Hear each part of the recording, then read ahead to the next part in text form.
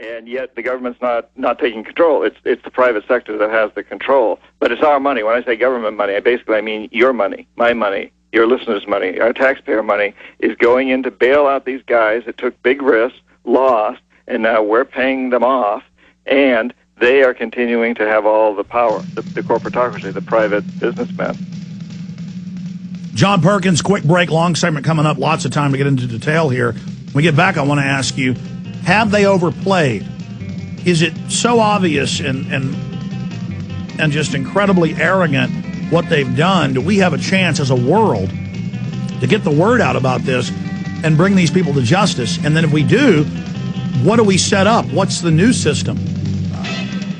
How do we move forward? Let me tell you a little bit about one of our great sponsors, HomeGain.com. This is the place to get you started buying or selling a home, finding a realtor, and getting any real estate questions answered. Go to HomeGain.com and see what I'm talking about. All you need to do is type in your home address, and you will get an instant free estimate of your home's value online.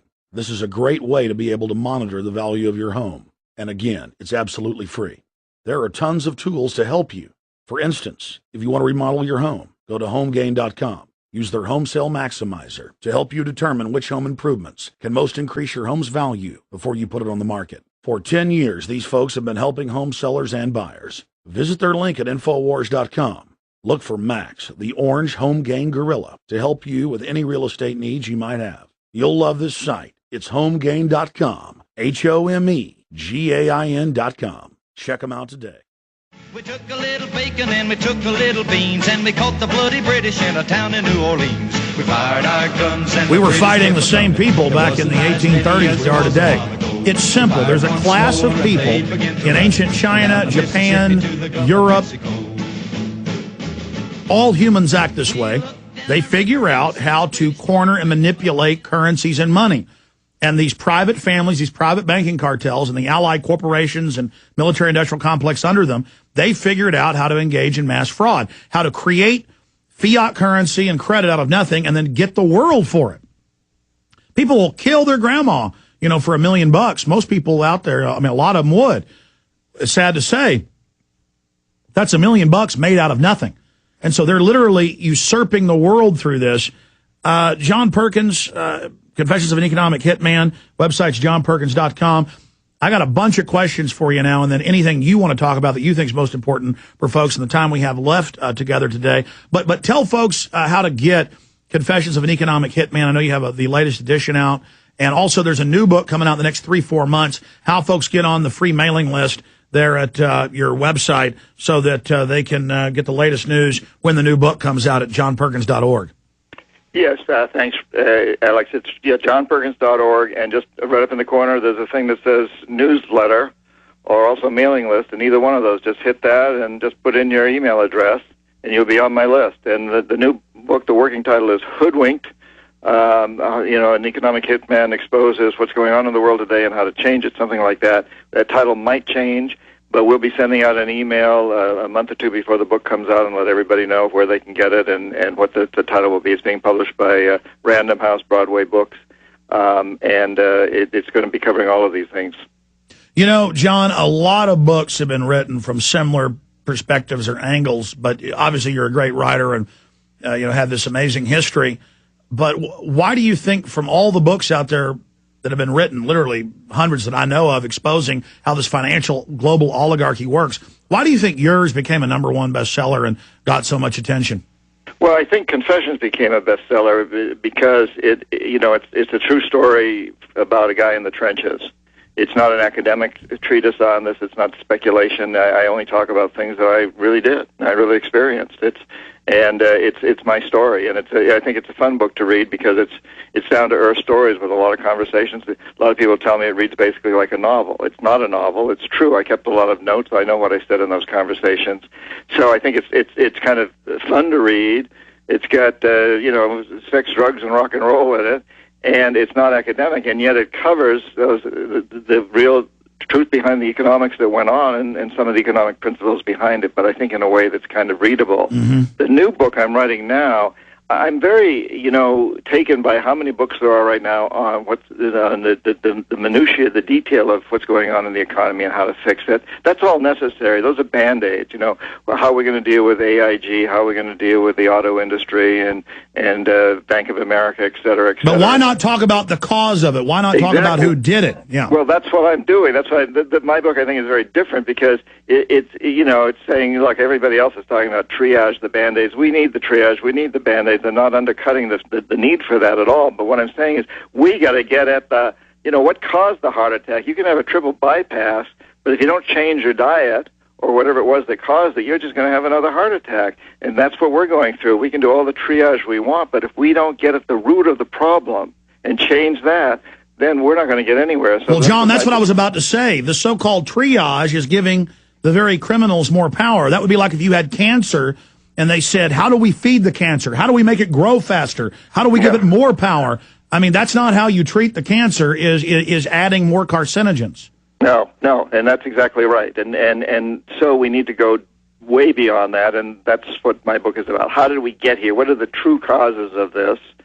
And what do we have to do to change that? And, of course, the true causes are fairly philosophical, and they're also the way that we all live, the lies that we ourselves have bought into and accepted, the icons that we have chosen to hold out as our heroes, a whole form of consumerism, the fact that we turn a blind eye to companies that are destroying rainforests in order to bring us cheap oil, and so many other things like that. And we really need to address those things, and I think have fun in doing it. I do not see this as onerous. I see this as a time of tremendous enthusiastic passion for moving forward.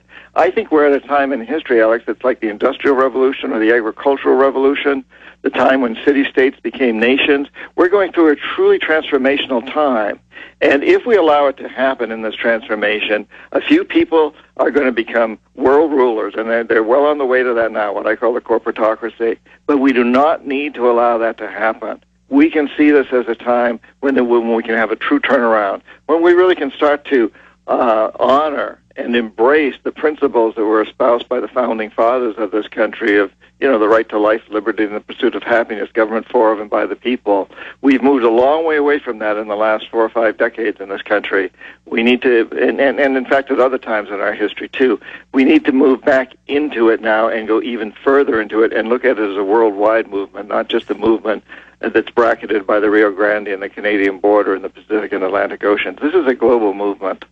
Well, John Perkins, I agree with you when you say we're at a crossroads, and the technocrats, the elites, the big foundations, the think tanks, as you know, say that.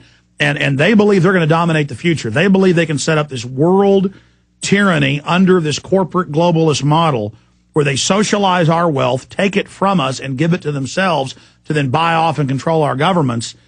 And I want to talk about solutions of breaking free from this. But let's go back to the James Bond parallel. Ian Fleming, OSS, World War II, British intelligence, writes these books, and a lot of what's in those movies and books is true, a lot of it isn't.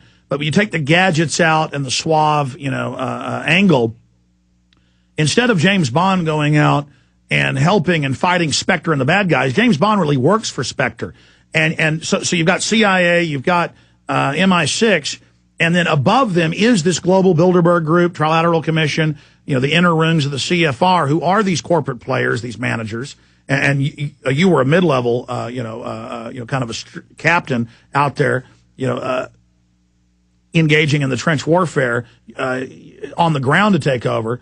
They know what they're doing. They're making their move. And so in reality, James Bond would actually be the bad guy. He would go over to Iran in 1953 with Kermit Roosevelt from the U.S., CIA section chief, stage terror attacks, blame it on Mohammad Mossadegh, have him arrested, behead the cabinet, and bring in an oppressive police state in Savak, which you cover in your book and I cover in my film, Terror Storm, a history of government-sponsored terror. And so now we see them setting up the Savak, setting up this police state grid here in the United States.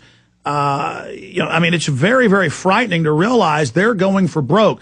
The establishment has committed, and I see radio, TV ads, print ads, domestic CIA, youth corps in the news saying they're going to spy on their neighbors. I mean, I have the headlines here today about, children being told spy on their neighbors and their parents and how to be paid to do it. I mean, I want people to understand this is really happening. So I kind of put out a lot of info there. Your comments on what I just said. Well, yeah, it's 1984. I mean, we're just a few years late. That's all. But you talk about Civac, and you talk about even the SS, Hitler's people.